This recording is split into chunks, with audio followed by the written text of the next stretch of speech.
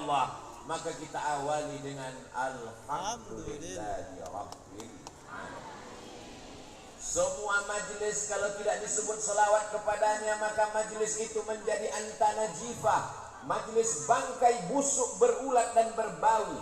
Maka majlis yang penuh dengan kehormatan kemuliaan ini kita ucapkan namanya Allahumma salli ala sayyidina Muhammad wa ala alihi wa sahbihi wa barik wa sallim. Laisa minna, tidak termasuk golongan kami, kata Rasulullah sallallahu alaihi wasallam. Man lam yarham saghirana, tidak sayang kepada anak-anak. Wa lam ya'rif syarafa kabirina, tidak hormat kepada orang tua, bukan umat Nabi Muhammad sallallahu alaihi wasallam. Yang sama-sama kita hormati, dimuliakan Allah Subhanahu wa taala. Yang mulia guru kita semua, Raden Kiai Haji Muhammad Rafi'i Baydawi, Khadimul Ma'had Al-Hamidi Banyuanyar. Guru kita Raden Kiai Haji Rafi'uddin Syamsul Arifin, Dewan Pengasuh Darul Ulum Banyuanyar. Para masyayikh Pondok Pesantren Batu Bata, Pondok Pesantren Panyepen, dan seluruh para pengasuh pondok pesantren, para ulama, tokoh masyarakat, para santri, dan semua hadir. Kalau tuan ke Pamekasan, jangan lupa membawa kipas. Kenapa ada nama yang tak disebutkan? Karena tak tertulis di atas kertas.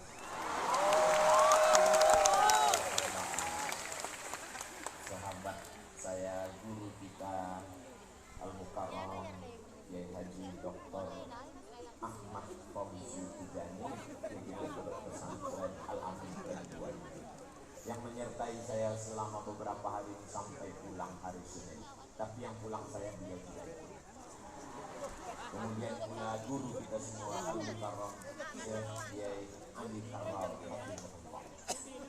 Semua yang tak disebutkan, muslimin muslimat, mukminin mukminat, hadirin hadirat yang belum kawin dan belum sunat, semuanya dimuliakan Allah Subhanahu wa taala. Abdul Somad datang ceramah tausiah ke Pondok Pesantren Banyuanyar. Salah. Abdul Somad datang ke Pesantren Banyuanyar ingin mengambil barokah. 227 tahun. Berapa kali ganti KTP? Bagaimana kemuliaan mereka? Suatu ketika Imam Ahmad bin Hanbal datang ke Masjid Nabawi, lalu tangannya mengusap mimbar Rasulullah sallallahu alaihi wasallam. Setelah dia usap mimbar Rasulullah, dia letakkan ke mulutnya, dia cium. Summa qabbalahu, dia cium telapak tangannya. Kenapa? Karena beliau ingin mendapatkan atharus salihin, bekas-bekas orang-orang saleh. Di sana ada bekas tapak kaki Rasulullah SAW.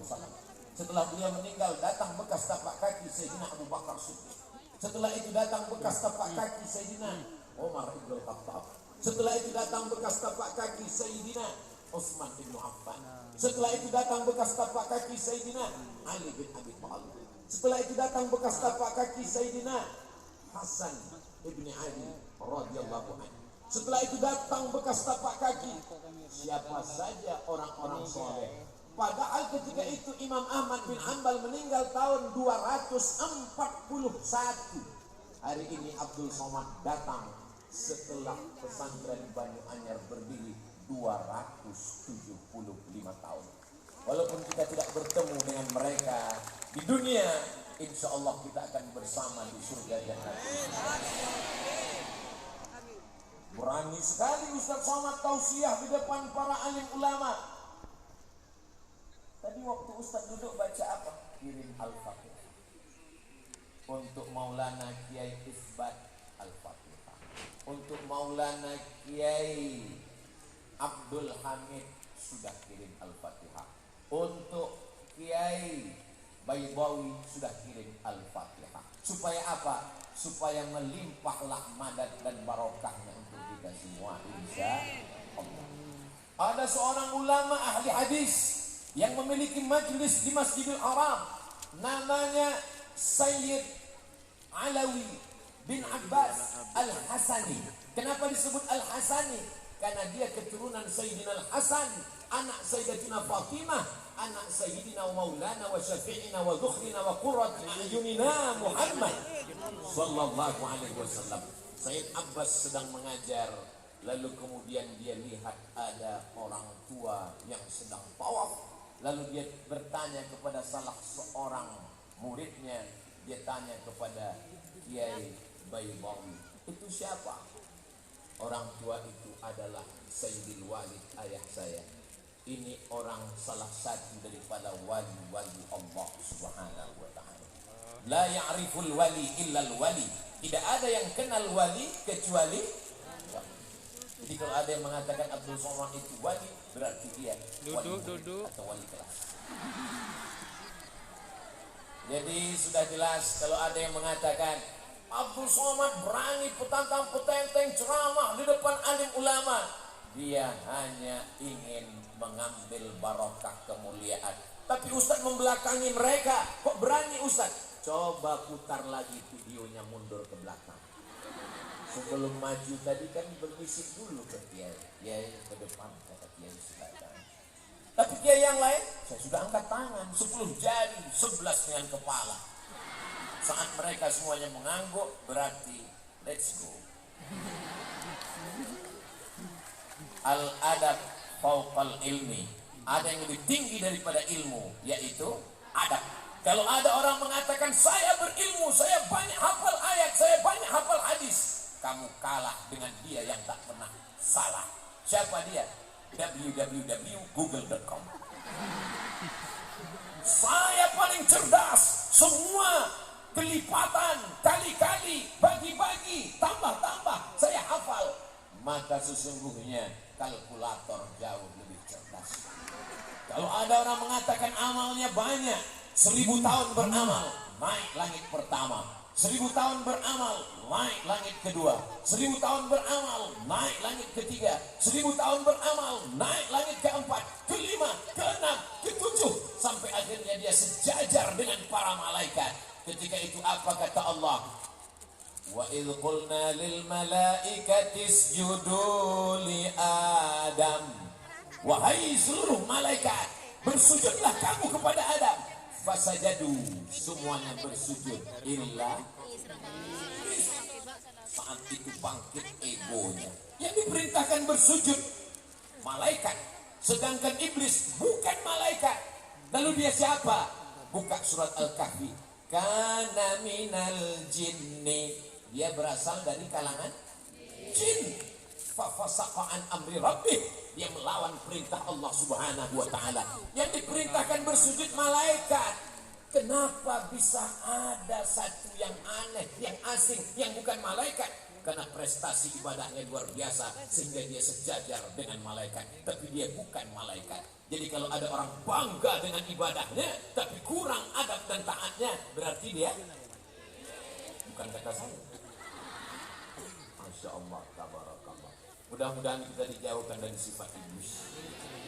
La yadkhulul jannah, tak masuk surga. Man kana fi qalbihi, siapa yang dalam hatinya mithqala habbatin min khardalin min kibrin, ada sombong sebesar biji sawi. Sebetulnya yang Ustaz bicarakan ini siapa? Saya. Di atas pentas, di atas karpet hijau, ada lagi karpet abu-abu lengkap dengan bunga-bunganya, dikawal dengan pasukan khusus anti santet. Maka kalau kita tidak rendahkan diri kita di hadapan Allah, kita akan merasa lebih tinggi, lebih hebat, lebih mulia. Apalagi protokol menyebutkan semuanya. Al-Mukarram, profesor, doktor, syekh, hampir masuk tawan ke hidung, saking besar gelombang. Tinggal satu titel yang belum, almarhum. Pada saatnya semua akan tinggal, yang kekal abadi hanyalah harimau mati meninggalkan belang, gajah mati meninggalkan gading, manusia mati meninggalkan hutan. Manusia akan mati meninggalkan nama. Apakah nama baik atau nama buruk? Kamu pernah ketemu Ustaz Somad? Pernah. Di mana kamu melihat dia? Di TikTok. Sombong sekali gayanya. Itu videonya dipotong, Beb. Kamu pernah ketemu Ustaz Somad? Pernah. Di mana kamu lihat? Di Instagram. Tapi cuma 1 menit. Ngomongnya kasar. Itu orang nggak punya paket 2 giga. Kalau dia orang dari pesantren Banyuanyar, dia akan tonton dari awal sampai akhir. Judul videonya, Mencari Barokah di Pesantren 227 tahun. Di mana bisa kami lihat Pak Ustadz? Channel Ustadz Abdul Somad Official. Subscribe, like, share, and comment. Saya paling takut ceramah kalau di hadapan kiai. Ini rasanya sekarang ini seperti peserta dai cilik menjelang malam Lailatul Qadar. Jadi nanti kalau ada, kenapa Ustaz selama tausiah itu ngelihatnya ke depan, ke kanan, ke kiri, nggak ada ngelihat ke belakang? Tahun bahannya hilang. Tema yang diberikan adalah bagaimana membumikan kitab kuning. Kitab kuning itu apa Pak Ustaz? Ya kitab yang warnanya kuning. Akhirnya ini anak pergi ke Mesir. Sampai di Mesir pergi ke toko-toko buku di dekat Masjid Al-Azhar, di dekat Masjid Kepala Sayyidina Al-Husain. Sampai di sana dia lihat ternyata kitabnya putih semua. Ternyata dicetak di Darul Fikri Beirut, kertasnya berwarna putih. Makna kitab kuning menurut istilah para alim ulama, guru-guru kita adalah disebut orang Arab dengan kutubut turas, kitab-kitab klasik yang ditulis ratusan bahkan ribuan tahun yang lalu. Saya kebetulan pernah kuliah di Malaysia, Universiti Kebangsaan Malaysia. Lalu kemudian karena kita orang Indonesia wajib mengambil 1 mata kuliah, bahasa Melayu. Padahal saya orang Melayu, bukan Melayu yang lari itu.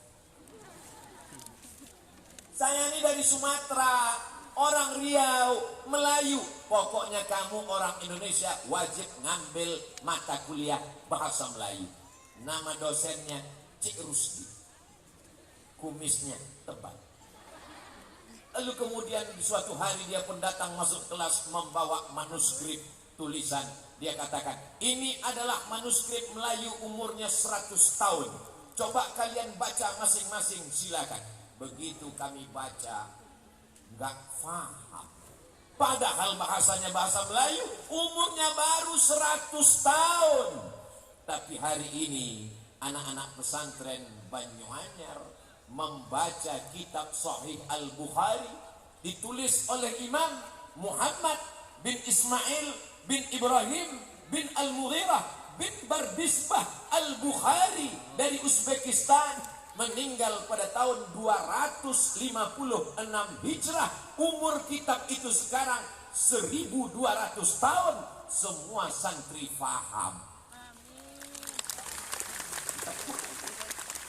Yang mengaku orang Melayu, bahasa Indonesia, tapi ternyata tidak paham. Padahal umur manuskrip baru 100 tahun. Kenapa kita bisa paham Sahih Al-Bukhari? Karena bahasa Arab tidak mengalami perubahan. Itulah dia bahasa Al-Quran. Al-Quran yang dibaca Nabi Muhammad SAW didengarkan oleh makmum. Makmumnya membaca, didengarkan oleh sahabat. Sahabat membaca, didengarkan tabi'in. Tabi'in membaca, didengar tabi'in. Sampai ke guru kita.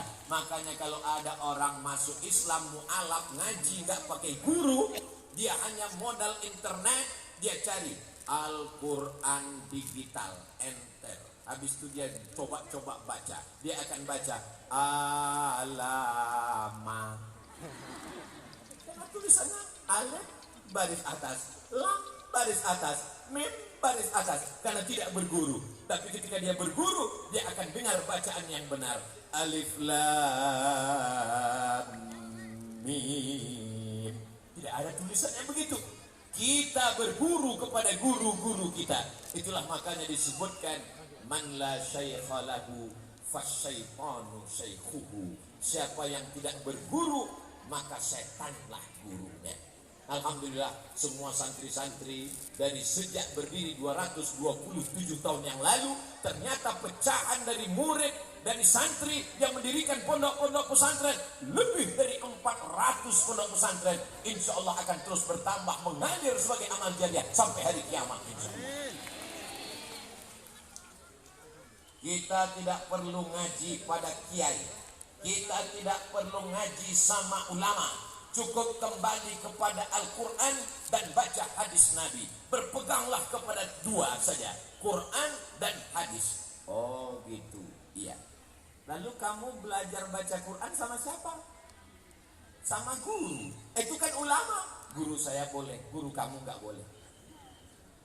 Kebetulan kami di Sumatera, cara belajar baca Qurannya, alif di atas A, alif di bawah I, alif depan U, A, I, U.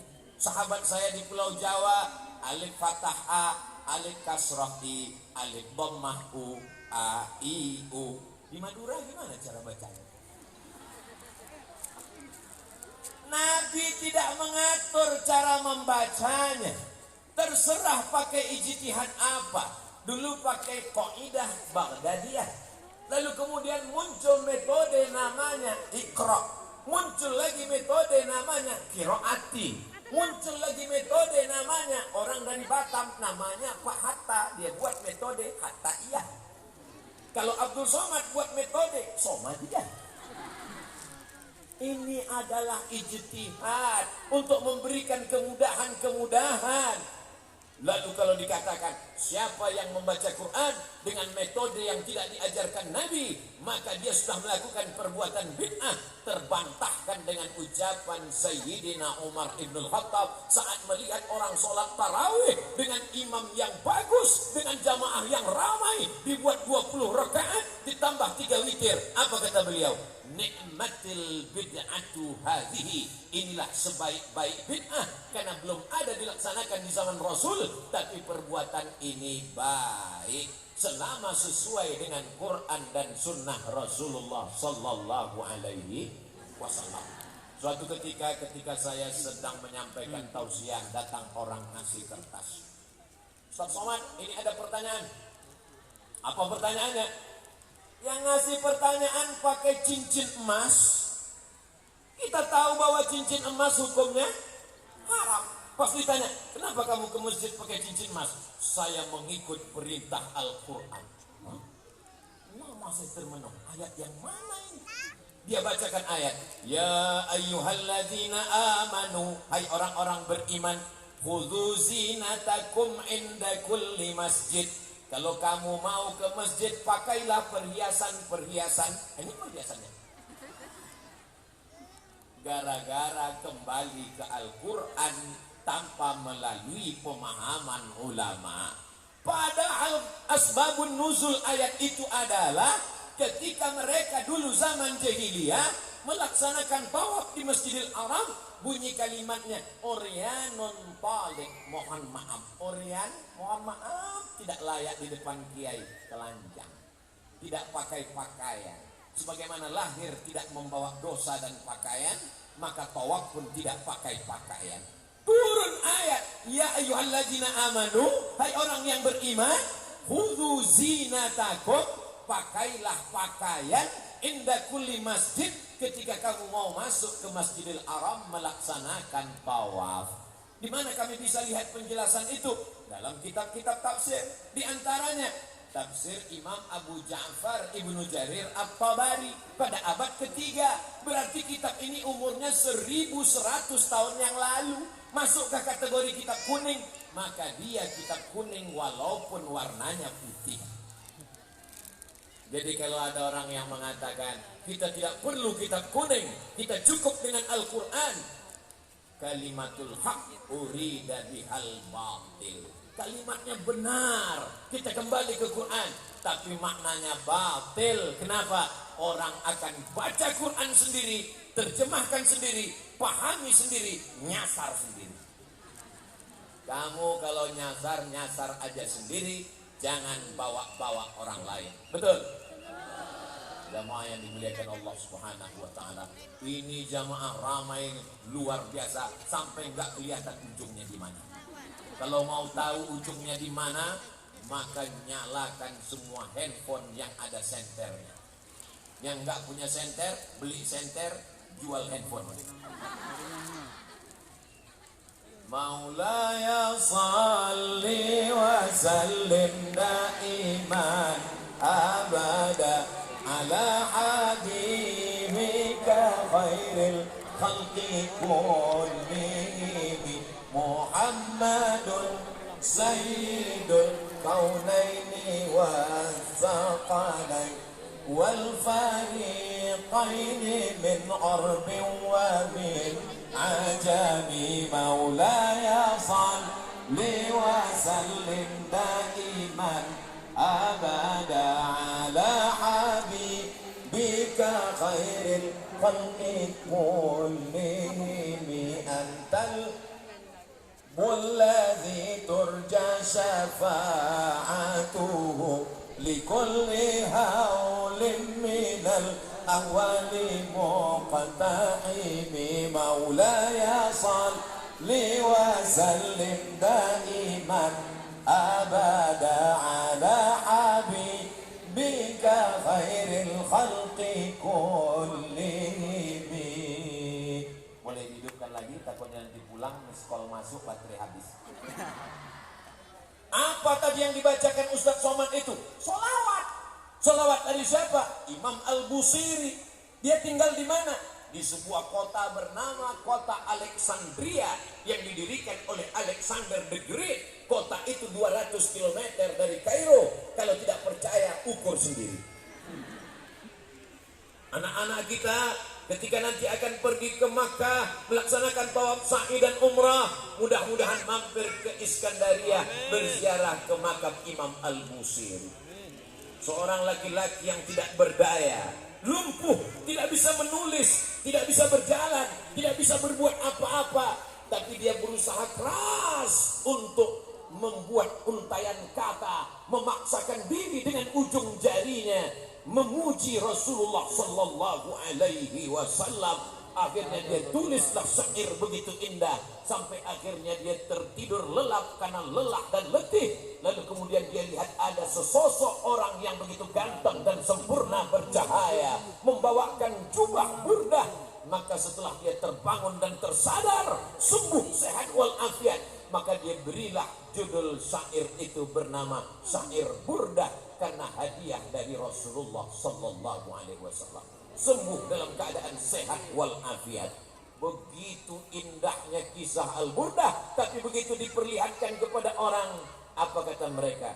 Ini adalah sholawat bid'ah wa kullu bid'ah